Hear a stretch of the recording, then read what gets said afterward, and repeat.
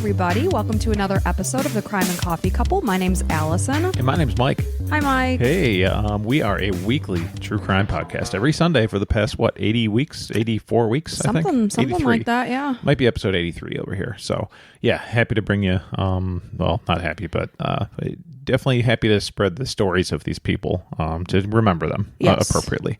So, yeah, we do this every week. Allison's been doing most of them, I'd say, 90.9%. I was thinking about that this morning. I'm like, I don't think Mike has covered a case in months. Yeah, well, I've been out of the office this week, so that's at least an excuse for this week.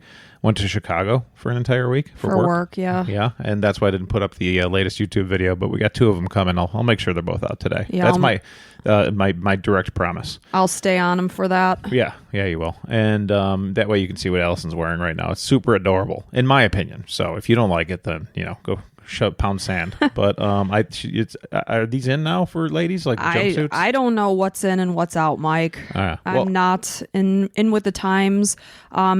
We talked about this last week. It was like a romper that I was wearing. Yeah. And it was okay. I know we put it on Amazon Addiction, Allison's Amazon Addiction. Did. So I probably shouldn't have put that one because I had just gotten it. I hadn't sufficiently tested it. Oh, maybe I'll take it down. So you didn't like it as much. I mean, it's fine. It's not as nice. So I was looking around. I'm a big fan of this one. Sorry to cut you off, but I mean, it's. I think your butt looks the best in this one. I just want to put my hands into it and then squeeze your little butt cheeks. That's a lot of information there. Yeah, probably TMI, but hey, I am who I am. So I'd seen a girl wearing this particular romper when we were at your brother's wedding, and I was getting my hair done. She was wearing it, the girl who was doing my hair, and I heard her say she got it at Dick's Sporting Goods. The brand is FP Movement. Yeah, and I was like, Dick's Sporting Goods? Is that like a sporty jumper or something? And it's like, not necessarily. They just happen to sell it on Dick's Sporting Goods. Yeah, and I got it online, and they shipped it within a couple of days, and yeah. Yeah, we'll throw the link up in the notes. And I have a confession. What? I bought a second color. I knew it. Well, I couldn't resist it. Once you find something you like, exactly. get a few different colors, and then you're good. I test drove it, and it's perfect for just kind of being around on the weekend. And what'd you say about going out today? When I woke up and I looked at you, and you were like, what'd you say? I said, I need to take my contacts out. I've been up since 3:30 in the morning. I just could not sleep. I woke up. I was wide awake, so I got up. And I put my contacts in, but my left eye was just feeling funky this morning. So at 6:30, 7:30 you came out. So I had been up already for 4 hours. I was like, I need to take my contacts out because Lord knows I'm not going outside. I'm putting my glasses back on. Oh, and you also put SPF on your face. So every morning I put my moisturizer on and then I put sunscreen on. And as I was applying this morning, I'm like, I don't know why I'm doing this because I'm not going outside today. It's pretty funny that you've already decided I'm not going outside. I was a single working parent all last week with activities every single day after school, running from 4 a.m. until about 9 o'clock at night.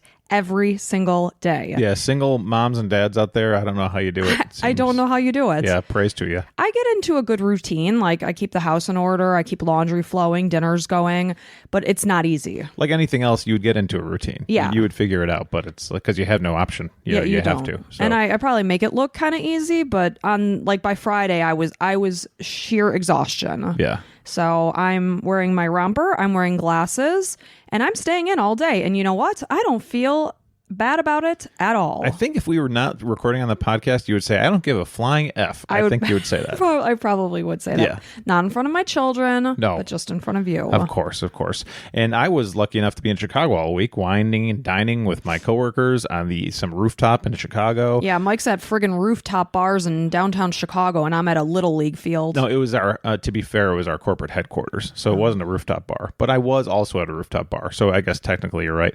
But the time I'm thinking of, like, I told somebody, one of my managers or something, I'm like, today is like one of the most perfect days in all time history in any city ever. Like, it was like 76 degrees or 78. We were on top of this rooftop overlooking downtown Chicago. Such a beautiful city. It was just a slight breeze. Like, just everything was beautiful and magnificent. Right before, like, the sun went down, it was, golden hour, like you love. Mm-hmm. It was just, like, breathtaking. I wish you could have been there, obviously. But it was just, like, so nice just to be out there and enjoying time with some people, that were cool. So. And you got lucky because this week it's supposed to snow tomorrow. That's Chicago for you. Yeah. The week we went last year, It was 30 degrees when we arrived, and like 5 days later, it was 90 degrees. Yeah. So you just never know. And Chicago, you smell weed everywhere you go. Yeah, so kind of interesting. It is interesting. Yeah, and also, I don't think people care, but I got a little gout flare up in my left ankle here. You poor son of a bitch. What happens when you get old, kids? So watch out. I mean, gout is it the most disgusting thing that you can think of when people have chronic issues? No, because you can't see it. Yeah, no, but like the word.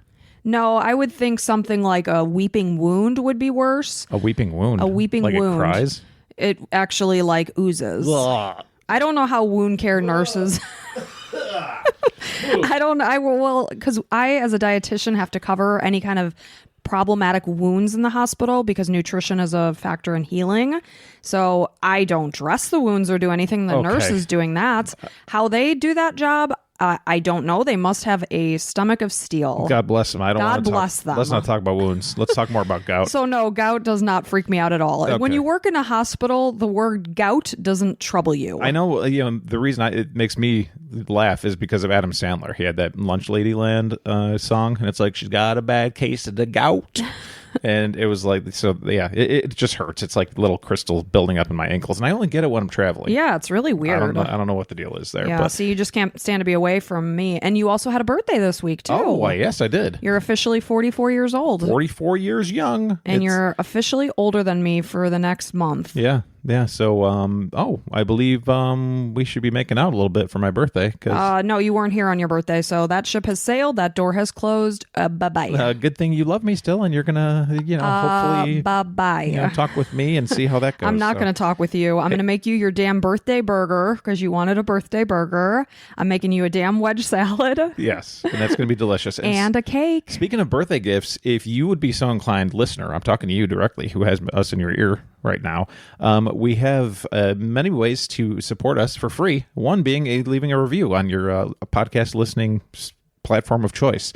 I'd like to review one of the reviews here. Or you're going to review the review? I am. It says, absolutely amazing. It was on Amazon Audible. So I've been listening to Mike and Allison for almost a year now. I listen to them every morning on my way to work, which is so cool. That is awesome. It's crazy that people listen to us enough and care about us enough. And yeah, it's truly mind-blowing when I actually sit here and think about it. Yeah, she said, I love the great storytelling. Oh, by the way, her name's Anna. And how detailed you both are and you're telling your stories. Love the banter, the beginning. It always makes me laugh and makes my day. You guys do a great job of personalizing your show. And that's why we do it. We want you to get to know us a little bit. Yeah, thank you, Anna, because there are some haters of the banter, and everyone's entitled to their own opinion. Yeah. But just, to me, skip forward. Yeah. I personally like banter with podcasts. I like too. to be able to relate. And also, I love the minute, boring details of people's lives. Yeah. I love to know what people's daily lives look like. Yes. So if you don't like it, everybody's skip it. Who got their cares? own prerogative. Yep. Allison, I love your Oz after everything you say. Mike, you don't have to be so hard on yourself. You're a great, funny guy. See, this is the kind of stuff I love, pumping me up here for my birthday. I love your story just as much as Allison's. You're great together. Thank you so much for bringing the stories to light. I appreciate all the hard work you put into it. Keep up the hard and great work. Oh, that's so sweet. And some people might hate the Oz I put after my words. I don't. I've gotten used to it. Didn't even know you did it. So my coworkers always laugh. They say that this is how I speak of you. Mike, Mike, what are you doing? Yeah. So now that we pointed it out, we're going to lose a couple hundred yeah, listeners. sorry, that's guys. Okay. So let's get I'm sure you'll find another podcast that's worthy. There's plenty out there. But on that note, are you ready? Yes, absolutely. Let's do it. Are you excited about your chocolate peanut butter cake, by the way? I didn't even know. Well, now you know. Boom. Now you know. Boom, roasted. Yep. As Michael Scott I'm would very say. excited. Chocolate and peanut butter are my favorite combination. So this story is the disappearance and murder of Lyn Dawson, or Lynette. Oh, and I know you're about to tell us, but we have like our number one country for listeners is the United States, obviously. Number 2 is Australia. Look at that. So, and this is from Australia, you told me? Yes, it is. Okay. I did tell you that. So, you can write down the word Lyn, the name Lyn, because that's what I'm going to be calling her. Mike takes his little diligent notes here. So this is a listener suggestion from Melissa. So thank you so much, Melissa, for this case. So it was January of 1982, and Lyn Dawson was 33 years old. She went missing from Sydney, Australia. So Lyn was described as beautiful, warm. She was funny. The story of her disappearance, it didn't initially make headlines at the time because she wasn't reported missing right away. So Lyn's husband, Chris Dawson, he worked as a PE teacher at Cromer High School. He was a fantastic athlete himself. He was part of Newton. I'm hoping I'm saying that right. Newtown, maybe. Just to go ahead and put it out there, you're going to mispronounce some things. Well, I will tell you that I did look up the pronunciation of any of the trickier towns, and I wrote them phonetically on my sheet. So I hope I don't make anyone cringe from Australia. Let's go with Newton. Yeah, we'll go with Newton. High school. He was, like I said, a fantastic athlete, and he was actually part of a rugby league. He played alongside his twin brother, Paul, who also happened to teach at the same school. I guess they were exceptionally close. If I could be selfish right this second, I freaking love rugby. I love watching the Rugby 8s on ESPN. Like, it's just so fun. I am mesmerized by it. It's such a cool sport. I wish we liked it more in America here. Yeah, I have to admit that I never really watched it. Remember, I was going to play rugby in college? Yeah, you had an idea for like 30 seconds. You're like, maybe I'll join the rugby team. And I looked at some of those girls, and you were 5'2", 120 pounds, and I was like, those girls can like hit hard, man. You're probably going to die, and I don't want you to die. So I decided not to. Yeah. So both men were very good looking. They started in the modeling industry before moving on to play rugby. So on the morning of Friday, January 8th, 1982, Lyn spoke with her mom, Helena, and they planned to meet the next day on the 9th at the North Bridge Baths. And this is basically like a local beach area on Sydney's North Shore. They then planned to meet up with the rest of the Dawson family the following day. According to Chris's eventual police statement, he said that he dropped Lyn off at the Mona Vale Shopping Center on the morning of January 9th. I guess I heard also that he dropped her off at a bus station, but regardless, he had dropped her off on the morning of the 9th. But when Helena arrived expecting to see Lyn, she was nowhere to be found. Chris called her and told her that Lyn hadn't shown up since she told him that she needed some time on her own and instead had gone off for the next few days to regroup, compose herself, get some much needed time to reflect on her life. So that's what he's telling Lyn's mom. Yeah, something tells me Chris is going to be a guy looked into here. So Lyn didn't end up being reported missing for more than a month. So Lyn and Chris began dating in 1965. They were very young. Lyn was a student at Sydney Girls High School, while Chris attended Sydney Boys. They met at a school event when they were only 16 years old. They got married 5 years later on March 26, 1970, when they were each 21 years old. And then in 1975, they purchased land and they built their family home in Bayview. In July of 1977, they welcomed their first baby girl, Chanel, into the family, and then their second daughter, Sharon, was born in July of 1979. Chanel and Sharon. Mm-hmm. Cute. So this was the same year that... Wait, did you say 1979? Yeah. Our year. Our year, yeah. Exactly. So she's our age. So this is the same year that Chris started working as a PE teacher at Sydney High School. So it sounds like he was at various high schools throughout the story. A year later, in 1980, Chris began teaching a year 11 student named Joanne Curtis. Uh-oh. Now, I will tell you that in most of the articles I got my research from, they refer to her as JC. So moving forward, I'm going to call Joanne Curtis JC. Okay, if you say Joanne, I'm gonna be angry. I'm not going to say Joanne. Okay. So calm your tits. So he first noticed Joanne. I'm sorry. Oh my God, I literally just did it. Hey guys, just so you know, I'm going to say JC. Joanne. But it's because I'm looking at her name on the paper. Yeah, so my apologies. no Again, I've been up since 3:30 in the morning, so please forgive me. Get on with it, please. So he noticed JC when she was in year 10. And I assume that this would be equivalent to America's sophomore year of high school. So it was later revealed that he altered the class assignments so that he was her teacher. And throughout that year, Chris acted as a friend and confidant to JC. She shared with him many of the issues that were going on in her life. I guess she had a tumultuous home life. She had issues with a violent stepfather. So she's confiding in her very good-looking teacher. So she has, quote-unquote daddy issues, and is looking for a male figure that will, help her out. Mm-hmm. And this happens a lot. And I look back to my high school years. If I had like a decent looking teacher, I'd probably have like a little crush on him. That's normal, but what goes on is not normal. And we all know in your teenage years, your hormones are raging like crazy. Sure. Like, I always say my thing was like I'd get turned on by an Aunt Jemima bottle. Nice, Mike. Real nice. Yeah. And this is a thing. And some of these sick ass teachers take advantage of this. Right. And I mean, Chris was a legitimately good looking guy, but this man should know better that this is a child that we're dealing with. Of course. And it's sick. Yeah. And the thing, what I want to ask you, you say, you had an attraction to some teachers. Like if they would have been like, Allison, stay after class, would you probably go for it or something? Panicked. Okay. No, I would have absolutely panicked. I was very, what's the word? Innocent when I was around 16. Okay. So as much as I would have maybe fantasized about it, had it actually happened in reality, no, I would have shut down. Yeah.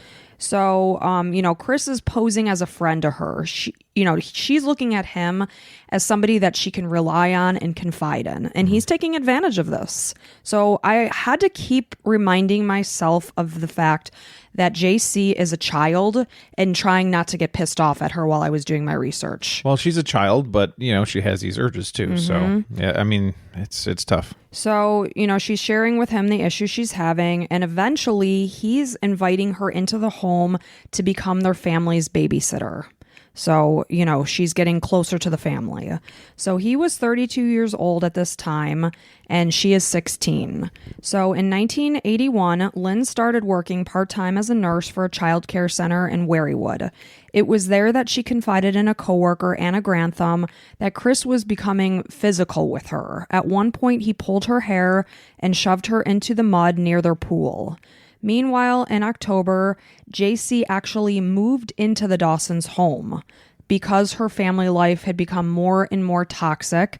And of course, I'm sure he's posing it to Lyn like, hey, you're working. This will be a great help. We'll have live-in help. It's a win-win situation. Yeah, you're never thinking your 32-year-old husband's trying to bone somebody half their age, literally half their age. Oh, or that's truly a student of theirs that is, it's gross. The whole picture's... Not to mention, like, lay your hands off of a woman. I mean, men, we're a lot stronger. That's just how it's made. Like, unless you're trying to defend yourself, there's no reason, man. And this is something simple, but Yeah. I can't stand hearing crap like this. So at the time, though, Lyn did not feel good about this situation. She did not appreciate the fact that this young girl is moving into their home, knowing that during this time, her own marriage is on rocky ground and unstable. And anytime you invite more people into your house, it's only going to get worse. Right. Because we lived with some people. We had some friends here in Florida that they wanted to check Florida out, but they didn't know if they wanted to move here yet. So in our 20s, while we were married, we had some of them living with us because we're like, okay, well, you can pay some rent and it'll be good. But it's like we couldn't be with ourselves. It was always with them. Yeah, always. it's not a good idea. No. The more people you bring in, the more disruptive things can be.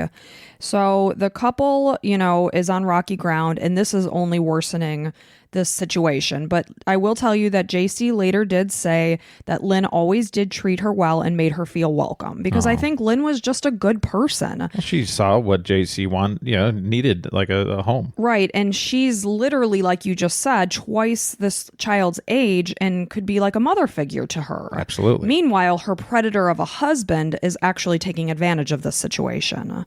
So, you have to give hats off to Lyn for, being so welcoming. So at one point, the couple got into an argument around this time. They were arguing in the yard loud enough that the neighbor actually peeked over the fence. She saw Lyn clutching one of her daughters as Chris was shaking Lyn by the shoulders. She could hear that they were arguing about the fact that JC had moved in. So soon after, Chris had surgery. I guess it was some sort of nose surgery. I'm not entirely sure what that was about. But he was admitted to the hospital between November 2nd and the 6th. And he specifically told his wife, do not come and visit me. Which, I mean, F off, dude. Well, yeah, I mean, red flag. That's odd. So at this time, though, Lyn's mom, Helena, stopped by. And when she came into Chris's hospital room, she sees none other than JC sitting by his bedside. Weird. That's so alarming. Another red flag. I can't imagine. You don't want your wife visiting you, and you've got this 16-year-old sitting there. So the next month in November, or right around this time, November, Lyn is suspecting that JC and Chris are having an affair.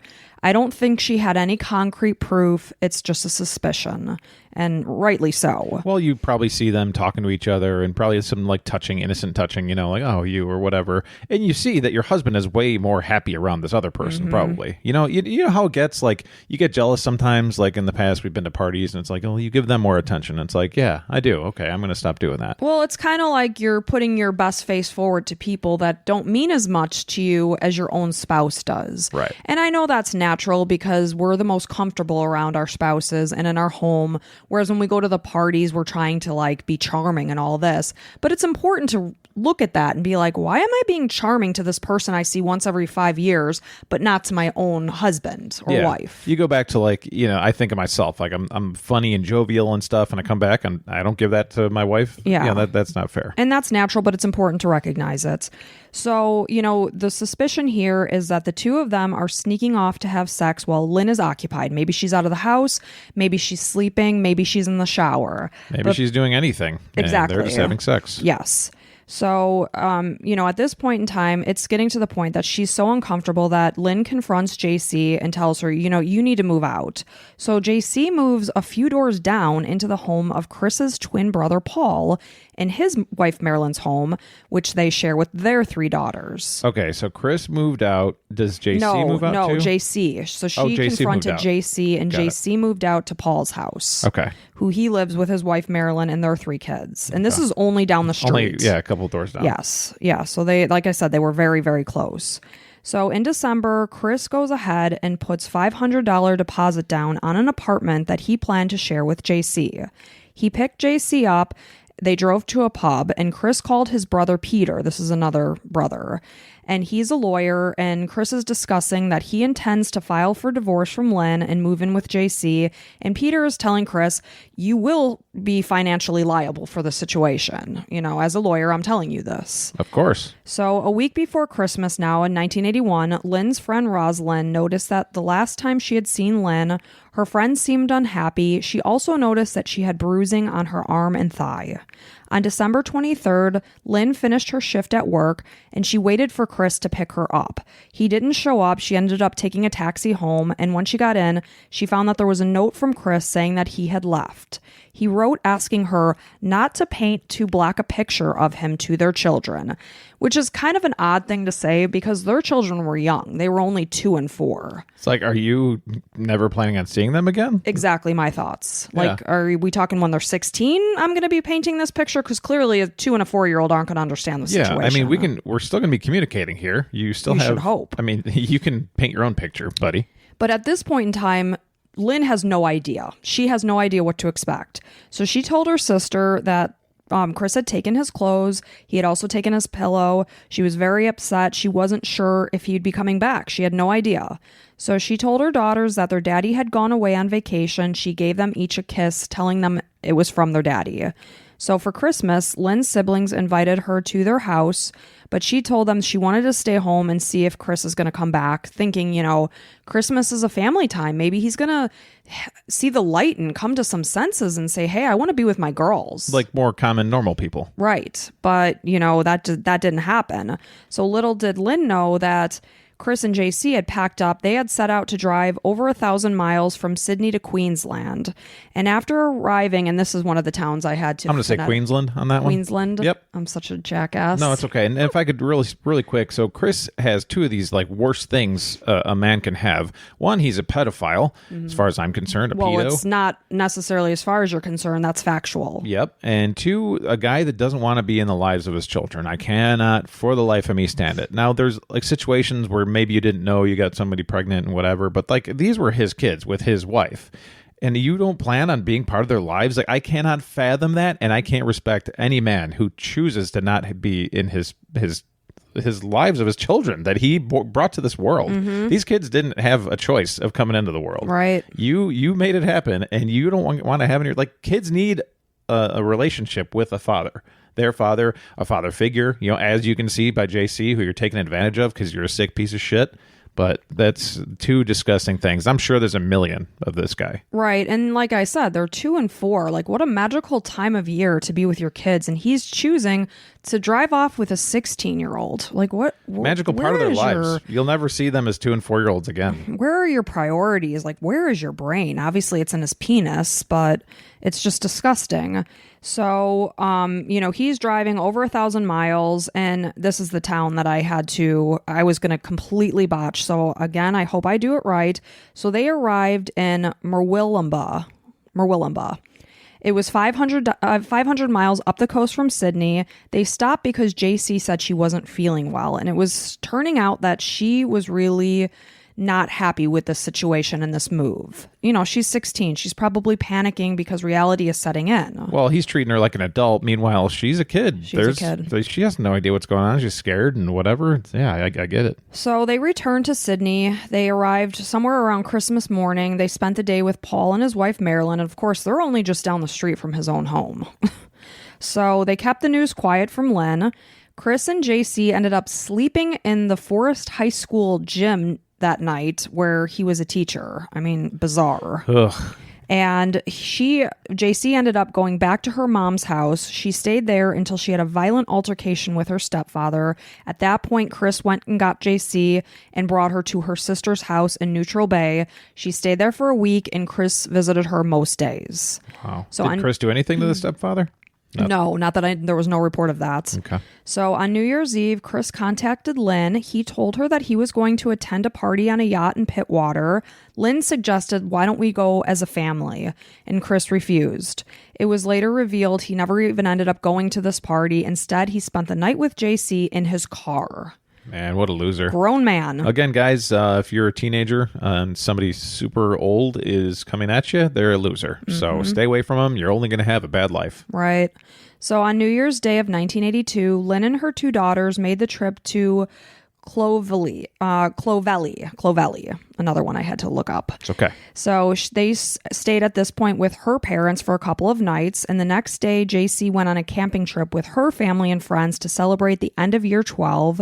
Chris begged her to call him every single day that she was gone. Yeah, no shit, because he's controlling, because he wants to know everything going on with you, because you're he owns you as far as he's concerned. Which is so sad because she's such a young girl. She's out on vacation. She should be having the time of her life, free with her family and friends, and instead she's probably nervous and tracking down a phone and calling him. Yeah, sick. So, what was I going to say? I lost my place here. I'm sorry. So the next day, okay, so she's camping, and in the meantime, Lyn comes back on January 3rd to town. She goes back to work. She told her coworkers that she and Chris were going to try to fix things. They were going to attend marriage counseling. And her coworkers noticed, so she had more bruising on her body. Oh, it's so sad. Which breaks my freaking heart. And on January 8th, Lyn and Chris went to marriage counseling. And after Lyn spoke to her mom, and Helena claimed that when she called the house, Chris initially seemed reluctant to even put Lyn on the phone. This would be the last time that any family member would speak with Lyn. Yeah, this is the day it happened, right? Yeah. So she told her mom that the counseling session went well and that Chris had made her a lovely drink. She felt hopeful that everything was going to work out. So, of course, now we're moving on to January 9th when Lyn had planned to meet her mother. Sweet Lyn is trying to, think the best and be like, maybe we can get past things. Maybe we can put the family back together. She's just trying and hoping and praying and all that stuff. And little does she know that, she has an indication that her husband's a complete piece of shit, but, she's trying for the best. Of course, she wants to save her family. They're moving on to a new year. She's probably thinking maybe this will be the year that we can reconcile this marriage and save it for our family. So at this point, Chris is claiming that the next day, which was January 9th, Lyn woke up early to do laundry and make lunch for her 2- and 4-year-old daughters. He said that she was upset the previous night, but apologized that morning for her breakdown and was much calmer. He said that he drove Lyn to a Mona Vale bus stop so that she could go shopping, and he, in the meantime, headed off to Northbridge Bath so that their daughters could go swimming. Lyn was supposed to meet him there that afternoon before meeting her mom, but she never arrived. Helena remembers that when she did arrive, Chris appeared agitated and asked if Lyn had contacted her. He later said that Lyn called him and told him that she needed some time away. he had a friend drive Helena and his 2 daughters to Helena's home in Sydney, and then he went back to their home. So the next day, Chris went to Southwest Rocks where JC was vacationing with her friends. JC later claimed that Chris was agitated during that time, and when they returned to Sydney, he asked her to move in with him. So he's getting this 16-year-old girl to move in only days after his wife is supposedly just taking a little break from reality. Well, in his mind, he's done with her, got rid of her. So now he can move on to the next phase in his life because he's a complete psychopath. How freaking telling is that? If your wife is legitimately calling you and saying, a lot's been going on, I just need a few days to regroup, like he's telling her mom. She specifically said, I need a few days to myself. Why would you possibly move the 16-year-old girl back into the house? Because she's not coming back. That's why. Yeah. Oh, it's so disgusting. So, he's telling JC, come move in. You can help me take care of the kids. So that's the way he's framing it. And of course, he knows that she's vulnerable. She has a poor living situation. He's taking advantage of this girl. Yeah, and she's probably afraid of her a little bit. I mean, I'd have to guess that he's probably threatened her with some physical violence, you know, just because he did that to Lynn. So, anytime there's a physical abuser, they're going to do it to anybody they're with. She basically said the decision she made was ultimately to just keep him quiet and keep him happy. Sure. She didn't want to stir the pot. You say, you're angry. Like you said, remember, this is a kid. She doesn't know what she's doing. And not to mention any woman, any person who could have been going through this. She didn't have options. It's tough. Yeah. We can't judge people that, are in a bad situation. So Chris is claiming that Lynn is again calling him and telling him that she needs more time. He contacted her work, told them that she would be off for the next week since she was sick. So 3 days later, or 3 days after Lynn was last seen, it's somewhere around January 12th. A purchase was registered on Lynn's bank card for Katie's Narrabeen, and then on January 12th, there was another purchase from Just Jean's Narrabeen. Chris ended up saying that the last contact he had with his wife was on the phone on January 16th. Around this time, like I say, JC is moving into the home. She's sleeping in the Dawsons' marital bed. So 6 weeks after Lynn went missing, Chris finally filed the missing persons report at the Mona Vale police station. It was February 18th, and the only reason why he did it was because Helena is begging him to do so. Because she knows that this is not like her daughter. Yeah. Maybe every mother needs a break sometimes. She found it reasonable. Okay, she wanted to get away for a few nights. Everybody in the family knew that they were going through problems in their marriage. It would have been pretty reasonable for her to do that. As a mother, you think, okay, a long weekend. Then you talk yourself into, okay, a week. And then, okay, a little longer than a week. Maybe she's really enjoying the time off. And then all of a sudden you're like, okay, something's wrong. Right. And the fact that she wouldn't have called her mom, who she planned on meeting that day, to say, Mom, I'm really sorry. I know we had plans to meet. I just needed some time. She never did that. And Lynn would have never done this. Yeah. So they know that something's going on. But at the same time, they have known Chris since he was 16 years old. This is somebody that they consider to be a family member. I mean, this is like me, doing this to you. You and I met when we were 16. Except I'm not a piece of shit like Chris. So the family is holding out hope that he is telling the truth. But they realize that something's going on, so he does file this police report. He tells the police that she left on her own accord, that he had no concern for her welfare, and that he had last seen her on January 9th when he dropped her off at the bus stop. He had spoken to her, multiple times on the phone, is what he's telling the police. On March 27th, Chris placed an ad in the Daily Telegraph saying, Lynn, I love you. We all miss you. Please ring. We want you home. Chris. In the meantime, he's got a 16-year-old sleeping in the spot where his wife once slept. Yeah. Little contradictory there. God bless. I'm sure you really, really miss, and you're actively having sex with a 16-year-old. That's gross. Yep. So during April, there were alleged sightings of Lynn, but there was no evidence to prove the validity of this. In August of 1982, Chris submitted an antecedent report to police and put in for a court order for the dissolution of his marriage on the basis of abandonment. He told the police that his marriage to Lynn was strained due to her frivolous spending. 2 months later, this request was granted. Chris was awarded all the marital assets, including the home and the children. In October, Chris removed all of Lyn's belongings. I guess he told Helena that he was sick of having these items sitting there. He brought 10 garbage bags full of items to Helena's house. Yeah, but like do what you will with them. So he's basically removing all traces of Lyn from this home. Okay. So in 1983, Chris spoke to his friend Jeff for advice about filing for divorce and also made a formal affidavit for the application of property settlement, claiming that Lyn had abandoned their family home. And then family and friends came at around this time to visit Chris. They noticed that JC was wearing Lyn's rings, which to me is very unsettling. Yeah.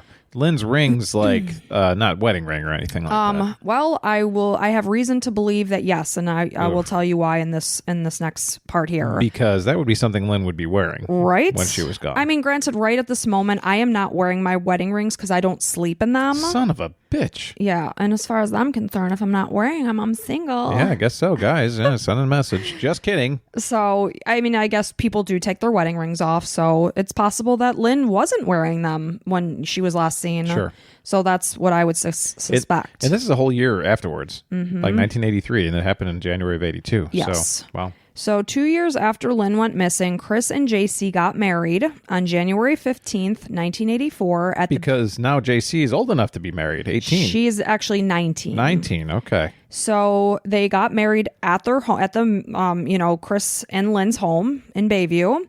Paul and Marilyn were there as witnesses. JC was 19, Chris was 35. They moved then to the Gold Coast later that year and had Lyn's rings resized to fit JC.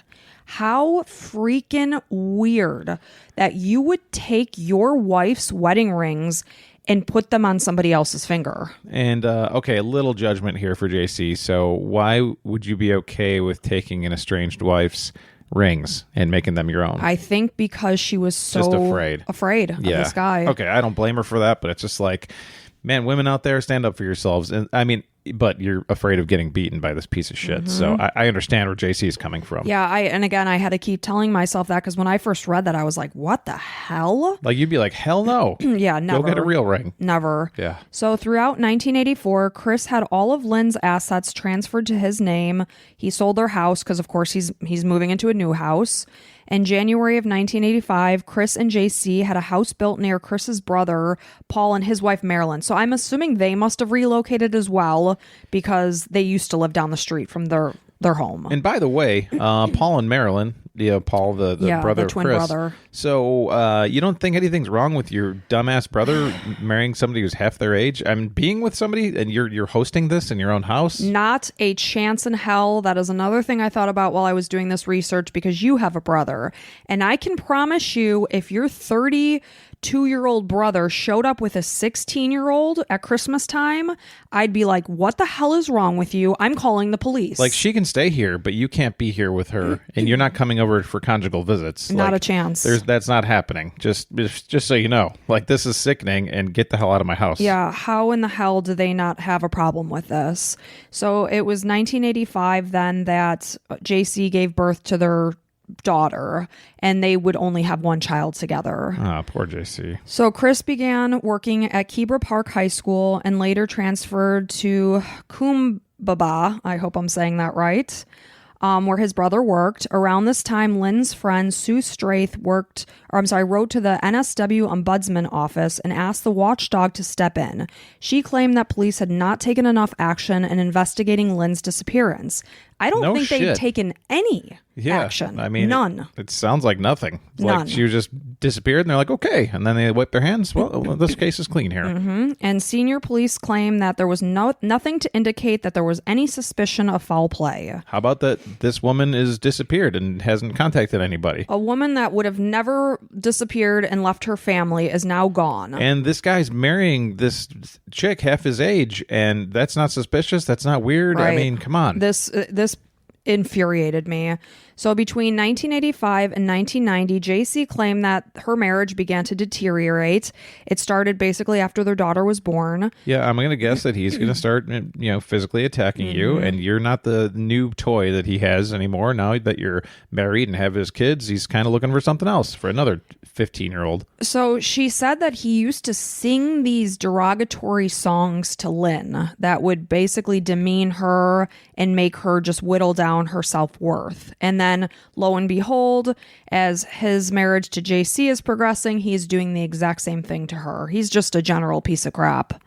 So, things are going downhill after the birth of their daughter. She said that he was very controlling. He allowed her very little freedom.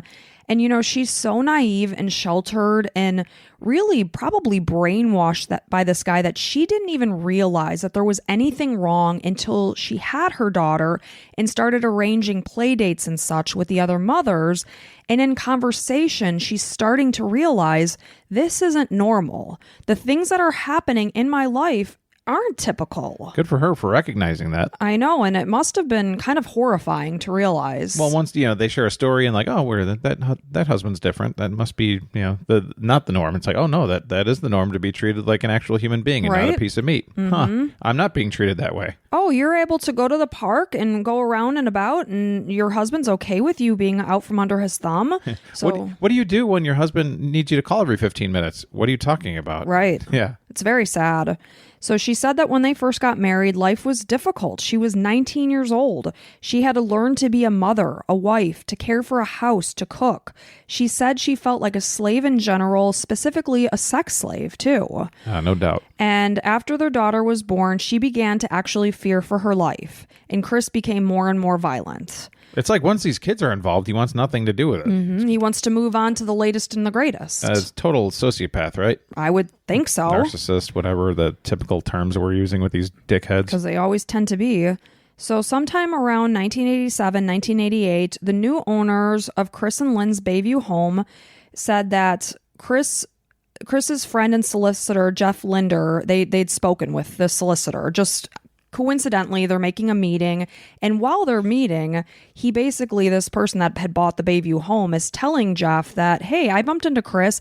What I heard was that Chris used to jog by the house and kind of stop in, oh, I want to see what you guys are doing, because they were doing a lot of renovations. Where are you digging? Blah, blah, blah. So he basically made a comment to Jeff he had asked where we're planning on digging in the yard. Wonder why he's so concerned with where we're digging. So Jeff later said that he found this conversation chilling, but he never did report it to police. Yeah, because you don't want to get involved, and it's it's weird, and this is a friend, and it's at the same time, he does have an estranged wife that nobody knows where she is. Right. So you probably should have said something. But, he's probably hoping maybe he's just curious about the renovations. Yeah. Because he had this home built, and he's like, oh, what are you guys doing back here? So in 1990, JC and Chris separated. She moved to Sydney with their daughter and contacted Lyn's family about their marriage. Police conducted a survey of Chris and Lyn's Bayview home. They used ground-penetrating radar, but there was no digging done at this time. They ended up using ground-penetrating radar in 1990, 1991, 1999, and 2016. They focused on the area around the pool, but they didn't find anything. On May 17th, 1990, JC made a police report about several serious allegations. She contacted Lyn's family through a social worker.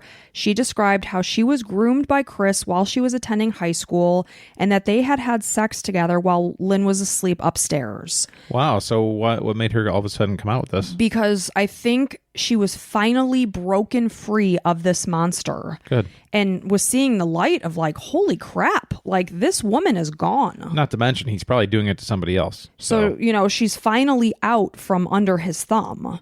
So she also indicated she's giving them insight about what was going on back when Lyn was still around. And she said that Lyn wasn't really much of a drinker, but, Chris would make her a lot of alcoholic drinks with the goal of her passing out so that he could have sex with JC. Jeez. He was basically trying to get his wife liquored up and pass out so he could take advantage of the 16-year-old girl.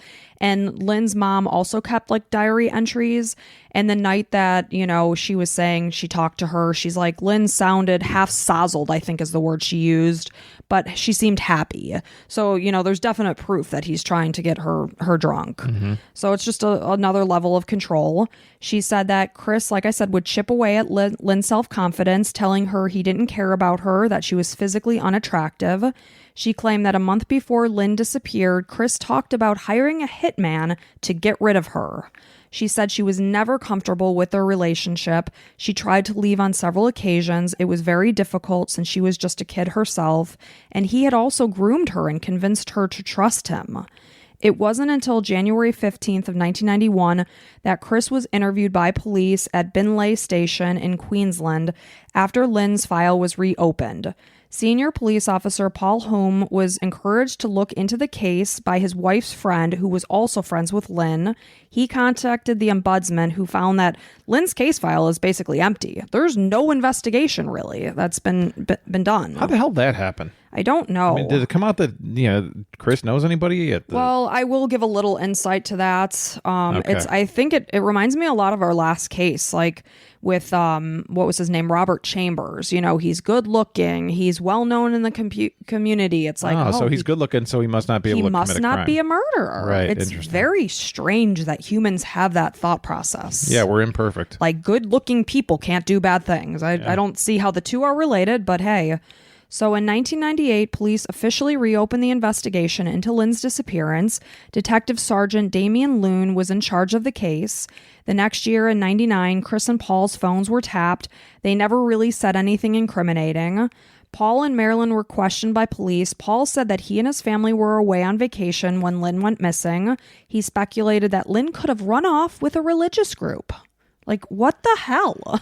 I guess. I mean, anything's possible, right? Yeah, but not likely. There's no reason to believe that he's would have just coming happened. up with ideas. Like, maybe it was religious. They never even mentioned their faith or the fact that they went to church. Maybe it was an alien.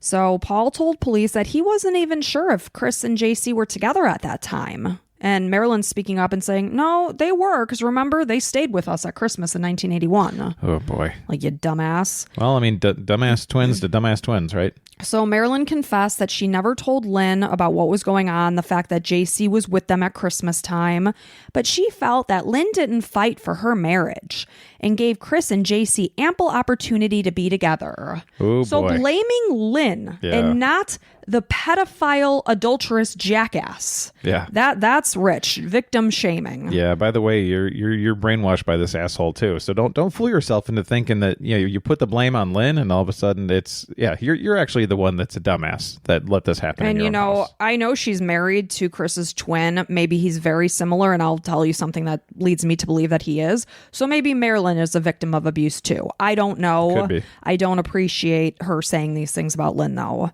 So Chris declined at this point in time to be interviewed.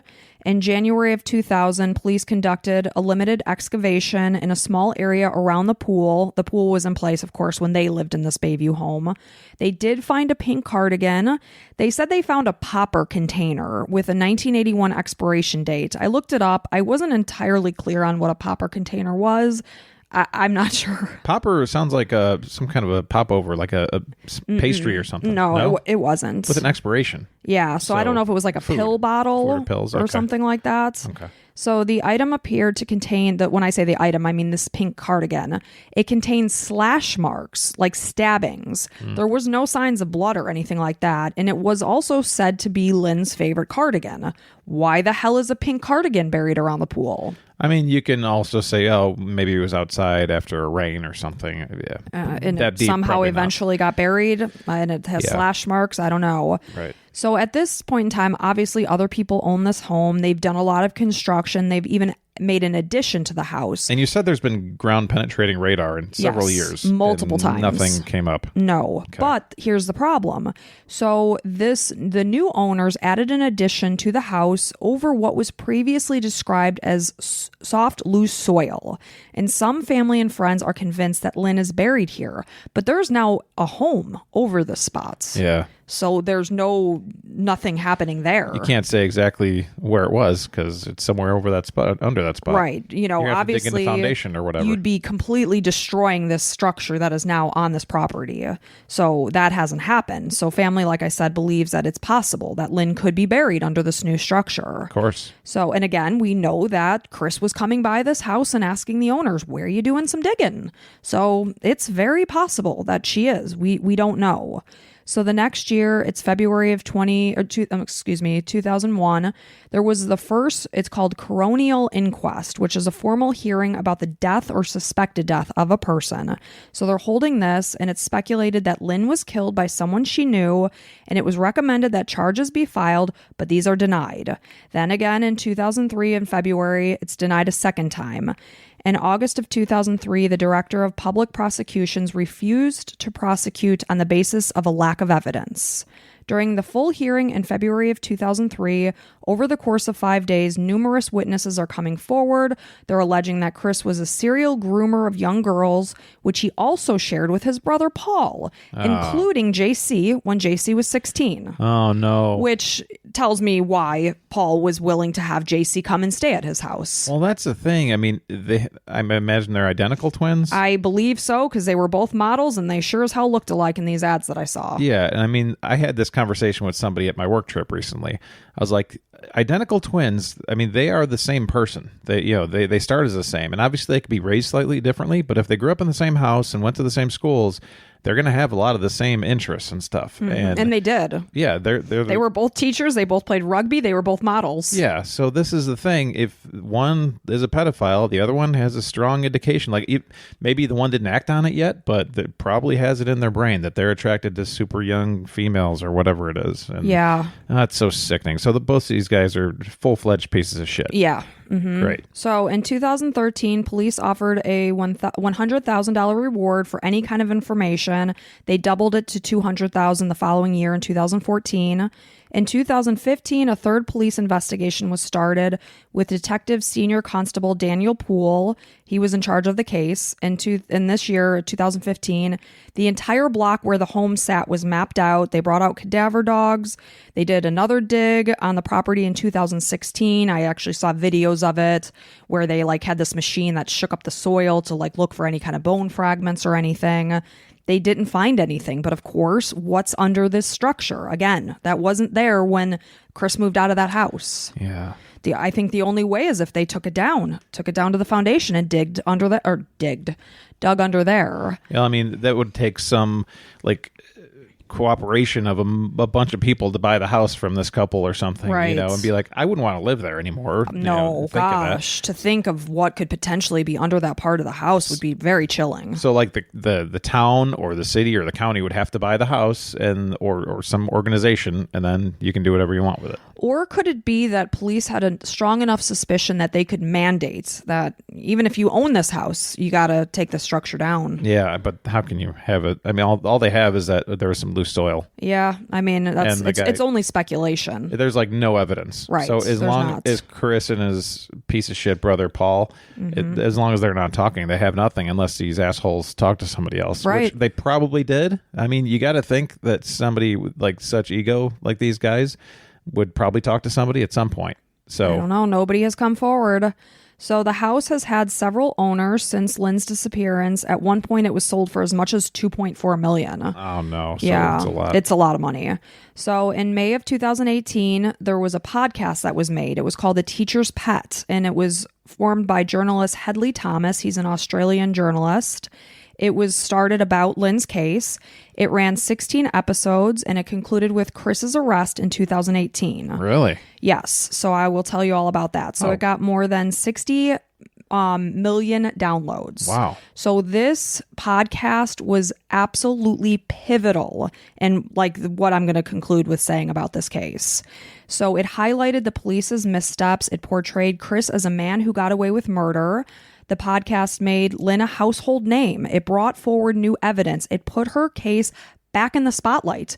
And when I say back in the spotlight, I'd say in the spotlight for the first time. Nothing. Well, since it happened. Yeah, because we did digs and things here and there, but other than that, nothing much was done. So I really think that this podcast was a huge role in what ends up happening here. So in September of 2018, police conducted a dig again in the backyard. Nothing was found again. December 5th, 2018, Chris Dawson was arrested. He was charged with murder. So what'd they find? So a now 74-year-old Chris pleaded not guilty. He maintained his innocence with the story that his wife had simply walked out of their lives. But you can't just arrest somebody with nothing. Well, I will tell you. Barbara Cruz, the owner of the child care center where Lyn worked as a nurse, feels that because Chris was seen as a celebrity in their area, because of his athletic ability, the fact that he was a teacher, he was on TV ads, he was great looking, this allowed police to believe he was innocent. I know we touched base on that, but, just bringing that into the light. So I will tell you, they never found anything. There is no evidence. They never, ever find Lyn's body. So the prosecution's case was that Chris killed Lyn so that he could move forward in his relationship with JC. He could retain ownership of all of their assets. They believe that there were 3 motives for murder: the animosity he had for Lyn, which led to physical and verbal abuse, his infatuation, and they said he was absolutely infatuated with JC that he had, as well as his desire to avoid any kind of financial consequences of divorce. Because again, we do know he contacted his brother Paul, who was a lawyer, and he did tell him, you will have financial losses related to this divorce. Yeah, but so in the United States, they'd have nothing to stand on. I don't know how things are done in Australia, but yeah, these things are bad, but nothing. You need the weapon or to find the person's body, I would think. But go ahead. I'm pretty sure that we've had arrests with no evidence. An arrest. Okay. That one case where we had done the Melanie, the suitcase murder, they never had any body, or no, they did find his body. So I take that back. Yeah, but go ahead. I'm sure there have been arrests where there's no body or anything.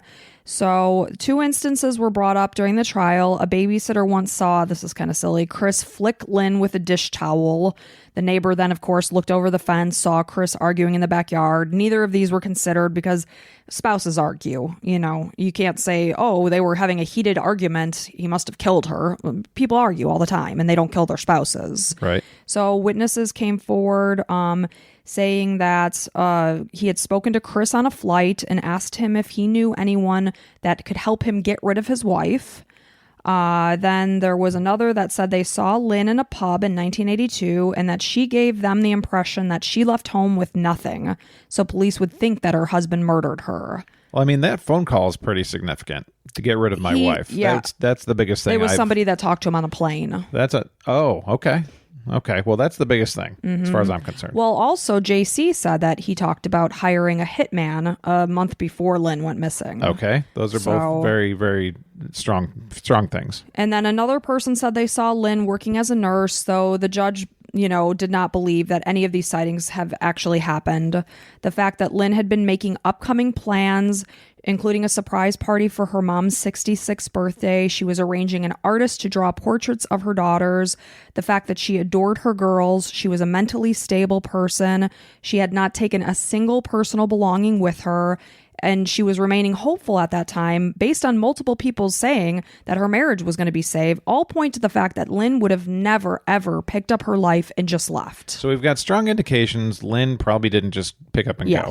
We've got strong indications that Chris was the reason for her disappearance. But that's where it kind of ends. Right. So the defense argued that witnesses' negative perceptions of Chris were falsely driven by this Teacher's Pet podcast. They also argued that Lyn's disappearance would have only caused problems between him and JC, since JC was only a child and didn't want to raise their daughters, and there would be no financial gain. It would have all been eliminated by the fact that now, Chris is a single parent and there's no more income coming in from Lyn, who worked. So he's saying that's silly. He wouldn't have eliminated his wife for financial gain. On Friday, December 2nd, 2022, so this is just, a year or so ago, 40 years after Lyn went missing, New South Wales Supreme Court Justice Ian Harrison was convinced that despite the lack of evidence or finding Lyn's body, Chris was guilty of Lyn's murder. He was sentenced to 24 years in prison. It's suspected. What? Yep. That is okay. I mean, this guy probably did it, but I don't know how things are done elsewhere. And in the U.S., that would have never happened. Like, you never know. no, it's innocent until proven guilty, and he's not proven guilty. He's not, absolutely not proven. Now, I'm sorry to Lyn's family. I know and this guy probably deserves it, but everything I've heard to this point is speculation, and I can't believe that he was sentenced to 22 years. 24 years. Yeah. And it's kind of giving this Supreme Court justice a little bit too much power, right? He can just decide, well, you know what? He probably did it. Right? Well, I mean, I'm going to go on and you can see if you change your mind. It's suspected that Lyn was killed sometime between January 8th and January 9th of 1982. Because Lyn's body was never found, the sentence carries a no parole period of 18 years. It's a new no body, no parole state law, which means that as long as her body remains missing, he will not be eligible for any kind of early release. During the sentence, the judge talked about the brutality of the crime, the selfishness of Chris, the fact that he disposed of his wife and mother of his children so that he could replace her with his teenage lover. Chris claimed that Lyn had called him several times. The judge found this very unlikely, the fact that she didn't contact her mother or any other family member, and instead, she chose to call the person that was essentially driving her out of her home. The phone calls were probably obviously bullshit. So police theorize that Lyn's body may be somewhere in the Central Coast region north of Sydney, believing that Chris did travel to this location on Saturday, January 9th, 1982, having plenty of time since his kids were staying. They said with a friend, but they could have been staying with their grandmother. Regardless, he had the house to himself. He could have had plenty of time to take care of Lyn's body. So the area is over 200 square miles and far too vast of an area to be searched. Family feel that they will never know the truth of what really happened to Lyn and where her body is, unable to put her to rest, believing that Chris has likely so thoroughly convinced himself that he did not murder his wife that he'll never confess. He'll never say it. Yeah, as far as he's concerned, he didn't do it. Mm-hmm. Lyn's sister Pat feels that she can never forgive Chris for the cruel way that he treated her grieving mother. She never stopped searching for Lyn, often taking a train to Central Coast since that's where Chris said that Lyn was calling from. He would string Helena along, telling her that Lyn was planning to call on a certain day so that she would sit by the phone all day long waiting for a call that was never going to come. Helena passed away in 2001. Her ashes were scattered in the ocean at Clovelly, where she swam daily. Lyn's brother, Greg Simms, feels that the sentencing was monumentous. It was a moment of freedom that was 4 decades in the making. He says that Lyn will always be remembered by the family as a happy, loving, gentle sister, aunt, niece, and friend. And moving forward, they want her to be remembered as Lynette Joy Simms. Chris Dawson has had 40 years of freedom, and now it's our turn. Wow. So are we going to post this as Lynette Joy Simms and / Lyn Dawson or whatever? Yeah, since that was the brother's request, I think that would be appropriate. I think that's the right thing to do. Yeah. And now, I'm not mad that Chris got 24 years because the odds are, I'm just trying to think logically how that can be done. The only thing I can think of is between JC's story, because when JC said, about a hitman, that's like a he said, she said stuff, right?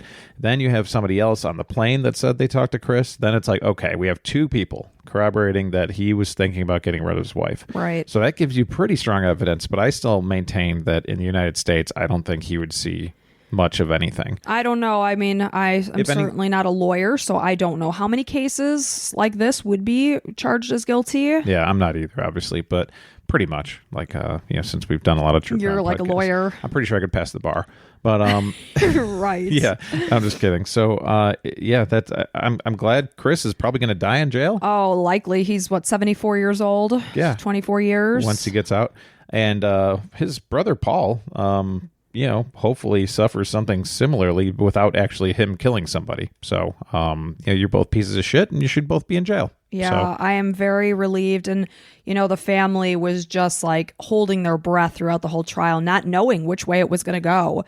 And when the guilty verdict was read, I mean, they were just so relieved. Well, I'm glad they have some relief. It's just sad, though, that they'll likely never recover her body. Right. And that's hard. And especially, great job to this podcast that came out, Teacher's Pet. That's crazy. Amazing. Wow. Amazing. Wonderful work. Isn't it so crazy that this journalist just had this idea and went forward with it with the 16 episodes that literally helped put a man behind bars. Well, the journalist had found enough evidence, and he's like, I don't know how this wasn't all seen, and we have to, thank God we have this medium of being able to spread these stories. Yeah, and it's funny because when he contacted Lyn's brother and sister, they were literally, this is 2018, they're like, what's a podcast? Like, they had no idea. Right. So That's awesome. It is amazing how these social media platforms really can help. Yeah, and we have so many caring people that listen to these podcasts because you want to know what happened to the people, and we have so many people reaching out to us. If you have a case suggestion like this one, reach out to us on Instagram or Patreon or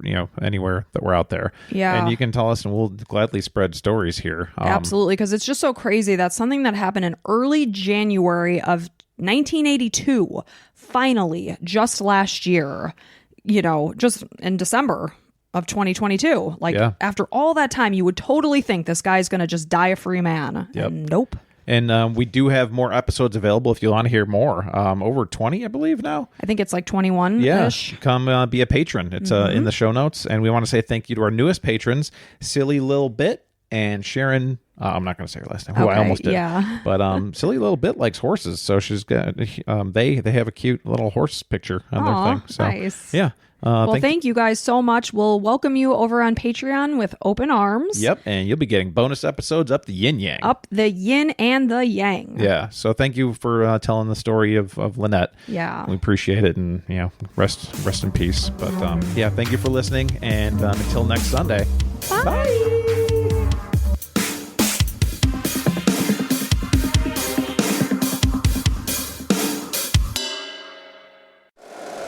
If you like the show, please take a moment to rate, review, and subscribe. It really does help the show to grow. Thank you for listening.